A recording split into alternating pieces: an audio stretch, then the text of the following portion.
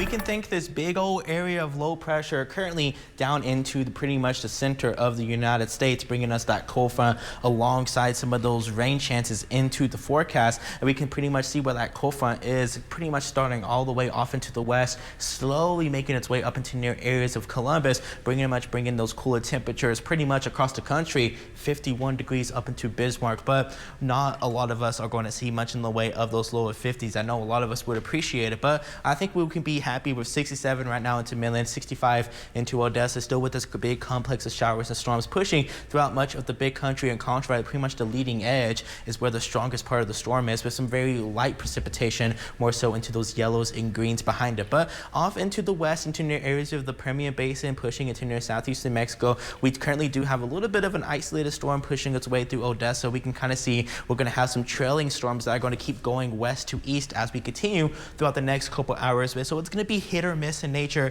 and very isolated, but just keep that in mind, especially along into near I-20. Just give yourself plenty of time on the roads. It's wet, it's slippery. We're all trying to get to work. Just again, give yourself plenty of time if you're able to this morning. But with that main complex of storms really beginning to continue to push east, slowly making its way out of into near the Key City, same type of deal down into near San Angelo. We're going to start to see more of those kind of trailing storms from the west start to push into near your neck of the woods. But pretty much this big complex of storms, once it moves out of the region, rain chances are going to start kind of dwindling down, at least as we continue throughout the next couple hours. When it comes to rain totals, we see some isolated totals upwards of 2 inches of rain, but a general ½ an inch to maybe an inch of rain, more so off into a quarter of an inch to ½ an inch off into near areas of the Permian Basin. So definitely some good little quick rain. We don't need a lot of it at once, because flooding, we don't need that, especially for the kids heading off into the bus stop. So definitely keep that jacket handy. It is going to be a wet start, but temperatures are going to be relatively cool and nice, and some of us maybe even a little chilly out there. But rain chances are going to dwindle down as we head into the next couple hours. Most of us are going to be dry heading into the late afternoon,